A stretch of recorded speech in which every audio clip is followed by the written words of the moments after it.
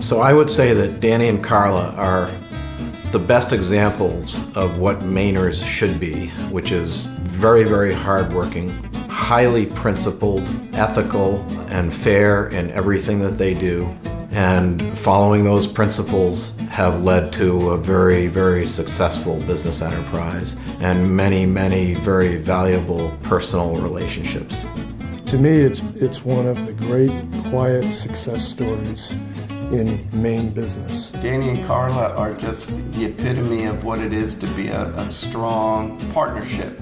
You know, the way they treat their employees and their customers, and now their family, I think is something we all need to aspire to.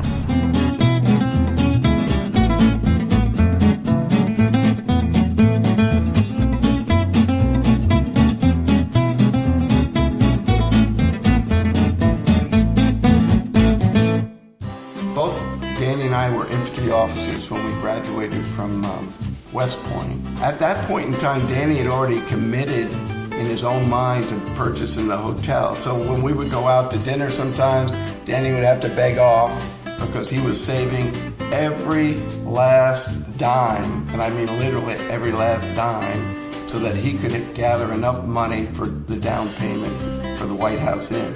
First impression certainly is whatever Danny's focused on, he's focused on 100%. Well, they started right from the ground floor. I mean, that first motel, they had a young baby, not much money, good work ethic, and a lot of enthusiasm. They opened their first motel, the White House Motel in Hamden, right on Interstate 95.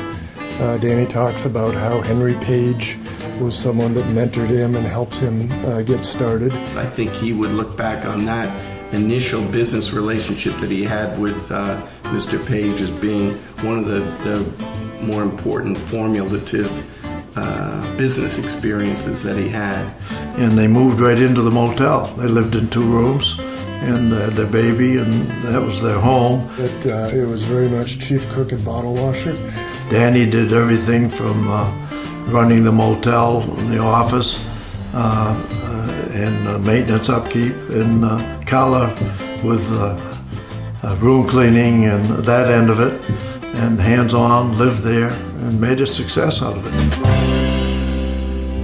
They are in it for the long haul, right? They don't buy properties and just flip them. Every acquisition that he's done, his intention is to own it for generations.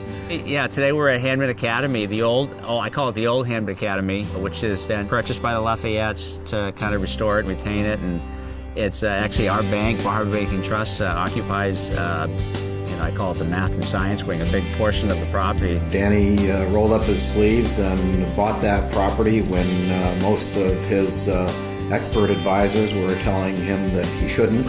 I think he looked at that project as a sort of a project of love. And it has really proven to be a real success, and Danny and Carla feel very good about it in their hearts, both being Hamden Academy grads and proud to be Broncos. It's a statement about the kind of dedication they have to their communities. Carla and Danny Lafayette are very committed to youth aspirations and education.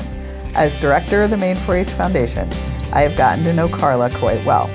Carla has been president of the Maine 4-H Foundation for a number of years and is certainly an excellent leader and philanthropist. Carla, I think, does a really good job of making Danny feel like he's the boss, but Carla, in her own quiet way, keeps Danny between the guardrails. The Lafayette family has certainly made a tremendous difference in the lives of our Maine young people. And they've been extraordinarily committed to the cure of cancer and treatment of cancer. Curing cancer. That's the thing you'll note when you're talking to Danny and Carla about cancer, is it's about curing cancer. And I think that's a further evidence of the impression you get that Danny's 100% in whatever he's focused on. If we're going to cure cancer, the Lafayette Cancer Center is a model for success. But they aren't out front. They're backseat people that want to be a catalyst to make things happen. Danny and Carla certainly should give courage to any young people. Prepare yourselves educationally, be willing to work hard, and be humble.